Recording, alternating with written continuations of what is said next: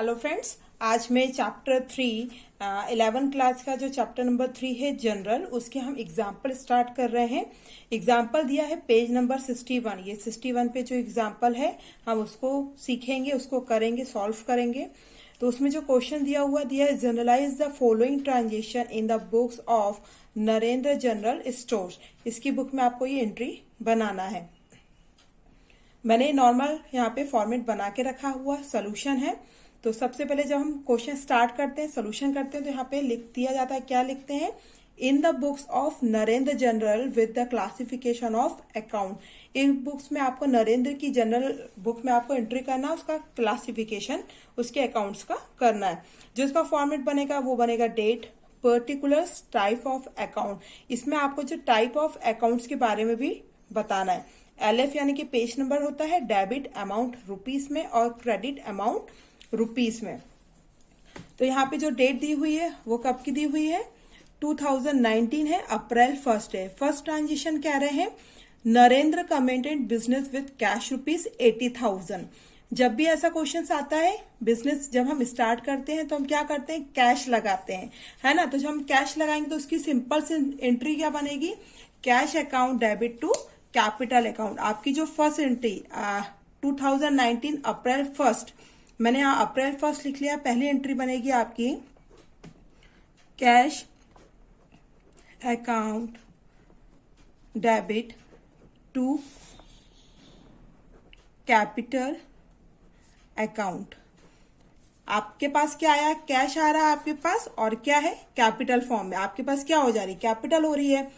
कितने, आपका जो टाइप ऑफ अकाउंट है, जो कैश है, हमने पहले भी वीडियो में जाना है कि कैश ऑलवेज क्या होता है, रियल अकाउंट होता है। तो हम यहाँ लिखते जाएंगे रियल अकाउंट, और जो कैपिटल अकाउंट होता है वो होता है पर्सनल अकाउंट। ट्रांजेक्शन के बाद नरेशन लिखना कंपलसरी होता है। तो इस ट्रांजेक्शन में क्या हो रहा है, आप बिजनेस स्टार्ट करने के लिए क्या कर रहे हैं, पैसा इन्वेस्टमेंट कर रहे हैं। तो नॉर्मल हमको नरेशन भी वही लिखना है, being started business with cash. बहुत सिंपल सा है नरेशन। उसके बाद आपका जो डेबिट अमाउंट है वो कितना अमाउंट दिया हुआ है, 80,000। तो हम डेबिट में भी लिख देंगे 80,000 और क्रेडिट में भी लिख देंगे 80,000। पहला ट्रांजेक्शन हो गया। दूसरा कह रहे हैं परचेज गुड, 3 तारीख की डेट पे purchase goods from Kiran rupees 40,000 on credit. हमने गुड्स परचेज किए हैं किरण से, वो भी उधार में 40,000 की। तो इसकी एंट्री क्या बनेगी, यहां पे डेट डल जाएगी 3 अप्रैल। एंट्री हम लिखेंगे परचेज अकाउंट। हम क्या कर रहे हैं, कुछ गुड्स परचेज कर रहे हैं, तो हमारी एंट्री बनेगी परचेज अकाउंट डेबिट टू, किससे कर रहे हैं, किरण से कर रहे हैं। तो किरण अकाउंट की क्या हो जाएगा आपका क्रेडिट। नरेशन क्या बन जाएगा, हम क्या कर रहे हैं, गुड्स परचेज कर रहे हैं, तो आ जाएगा बिंग परचेज गुड्स फ्रॉम, किससे कर रहे हैं, किरण से। जो भी ट्रांजेक्शन दिया है उसी को हमको नरेशन में सिंपल वे में समझाना है। अब यहाँ पे जो परचेस अकाउंट होता है वो क्या होता है, आपका नॉमिनल अकाउंट। ये सारे रूल्स मैंने आपके अकाउंट्स के पहले भी आपको वीडियो में शेयर किया, वहां पे भी जाके देख सकते हैं और सीख सकते हैं। किरण अकाउंट क्या होगा, किसी व्यक्ति का नाम है, तो ये हो जाएगा आपका पर्सनल अकाउंट, ठीक है। और अमाउंट कितना दिया हुआ है, 40,000। तो 40,000 हम डेबिट में भी लिखेंगे और 40,000 हम क्रेडिट में भी लिखेंगे।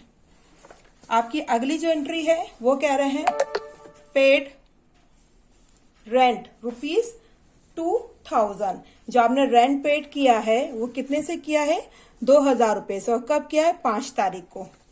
तो हम यहाँ पे क्या करेंगे, डेट आपका आ जाएगा 5 अप्रैल, ठीक है। और रेंट पेड करने किस क्या होगा, जो भी हम रेंट पे करेंगे वो किस फॉर्म में करेंगे, कैश फॉर्म में। तो हम यहां एंट्री बनाएंगे rent account debit to cash account. सबसे पहले हम इसका नरेशन लिख लेंगे, तो नरेशन हो जाएगा being paid for rent. Narration लिखना बहुत कंपलसरी होता है, मैंने पहले भी बताया है, क्योंकि इसके भी मार्क्स मिलते हैं। यदि मार्क्स आप ना लिखोगे तो मार्क्स काट लिए जाएंगे एग्जाम में, ठीक है। अब ये रेंट क्या होता है, हमने पहले भी आपको बताया। रेंट होता है आपका कौन सा अकाउंट में आता है, नॉमिनल अकाउंट में। और दूसरा आपका कैश अकाउंट क्या होता है, रियल अकाउंट होता है। ये ऑलवेज क्या होते हैं, रियल होते हैं। रेंट कितना पे किया था अपन ने, 2000 का, तो 2000 हम डेबिट में लिख देंगे और 2000 हम क्रेडिट में लिख देंगे। अगला ट्रांजेक्शन क्या दे रहे हैं, 10th का, अप्रैल 10 का ट्रांजेक्शन है। Sold goods to mister Vikas ₹5,500 on credit. Sold goods किए हुए कितने के, 5,500 के ऑन क्रेडिट बेस पे। तो यहाँ पे हमारी एंट्री बन जाएगी। सबसे पहले हम लिखेंगे यहाँ पे अप्रैल 10 चल रहा है, हमारी एंट्री बनेगी विकास, क्योंकि हम विकास को ही सोल आउट कर रहे हैं, तो हमारा बनेगा Vikas account debit to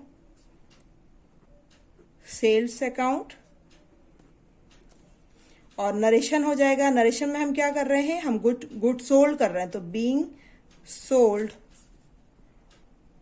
goods to Vikas on credit. आपका जो विकास है वो क्या हो जाएगा, पर्सनल है, क्योंकि यहाँ पे नाम दिया हुआ इसलिए ये क्या हो जाएगा, पर्सनल अकाउंट। और आपका जो सेल है वो हो जाएगा आपका नॉमिनल अकाउंट, ठीक है। और जो अमाउंट है वो दिया हुआ है, डेबिट में जाएगा 5,500 और क्रेडिट में भी जाएगा 5,500। यहां तक अच्छे से क्लियर हो गया होगा, यहां तक। अब हम आगे करते हैं। अगली एंट्री क्या दी हुई है, 15 तारीख की, purchase furniture of ₹30,000 at the rate GST 18%। देखो यहाँ पे GST बोला है, तो ये इंपॉर्टेंट ट्रांजेक्शन है, तो उसकी एंट्री हम बना रहे हैं और उसका मैं GST निकालना भी आपको सिखाऊंगी। तो चलिए हम यहाँ पे लिखते हैं। सबसे पहले आपका जो डेट आ जाएगा वो क्या आ जाएगा, 15 अप्रैल।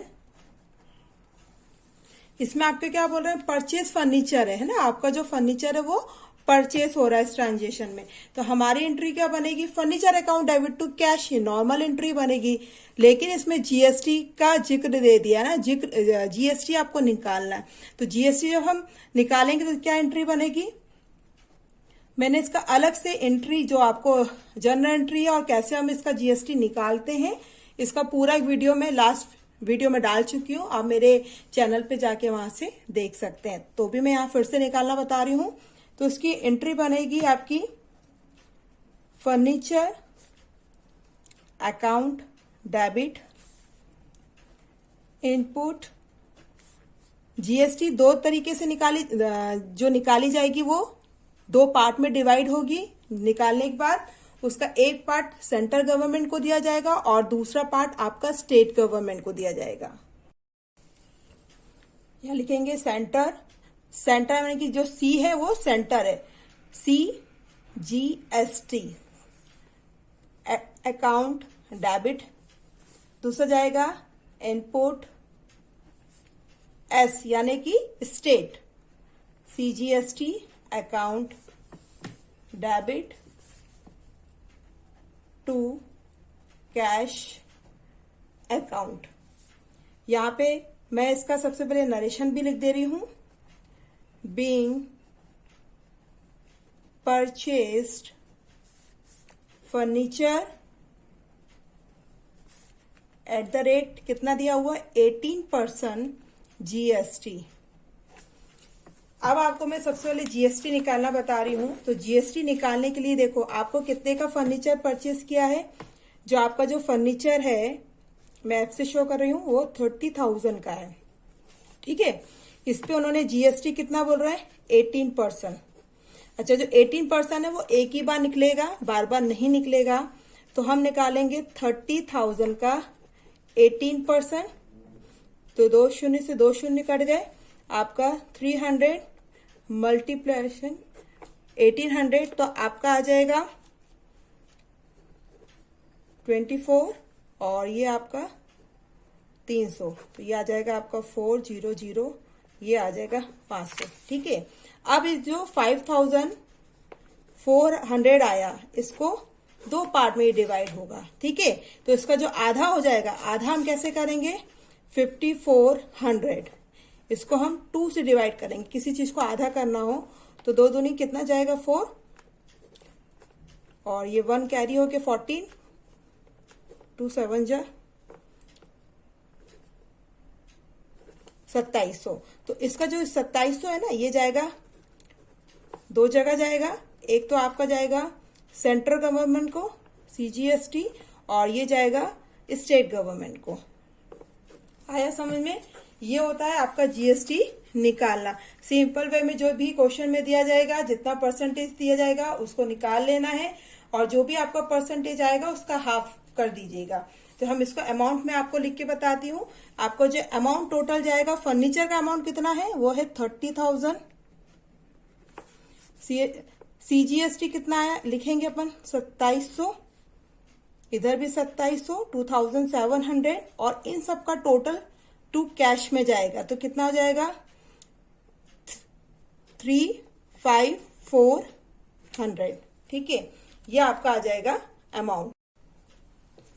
मैं सॉरी, मैंने यहाँ पे कॉलम बनाना भूल चुकी हूँ कि कौन सा अकाउंट किस में जाता है। तो जो फर्नीचर है वो मैं यहाँ LF वाले कॉलम में लिख दे रही हूँ, आप लोग अच्छे से लिख दीजिएगा।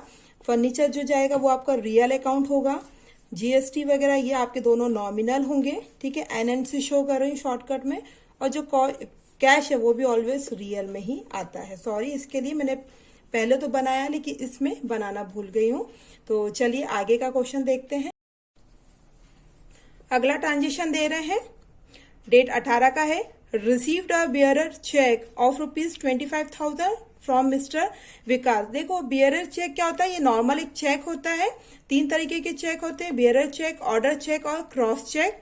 बियरर चेक नॉर्मल जो चेक होता है जिसमें जो भी हम नाम वगैरह लिख के जिसको देना है अपने साइन करके अथॉराइज पर्सन को हम दे देते हैं। नॉर्मल जो फर्स्ट स्टेज है चेक की, उसी को हम बियरर चेक कहते हैं, और ये तुरंत हम बैंक में जाके जमा करते हैं और जिसका बैंक हमको पेमेंट कर देता है उसको हम कहते हैं बियरर चेक।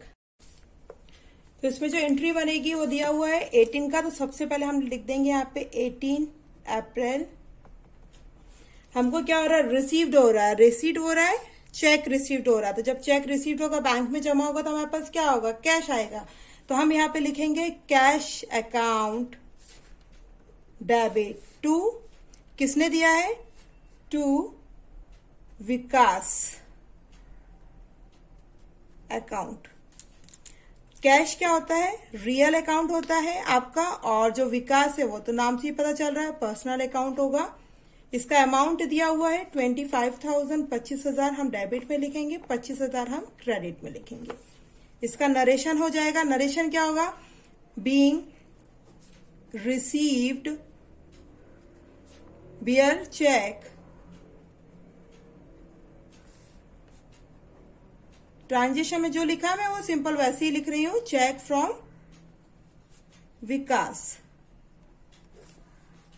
21 के लिए एंट्री बोल रहे हैं आपका, being 21 paid to Kiran by cheque from of Dena bank ₹20,000। इन्होंने देना बैंक को पेमेंट किया है, किसके थ्रू किया है, चेक के थ्रू किया है। तो इसकी एंट्री बनेगी आपकी 21 तारीख की।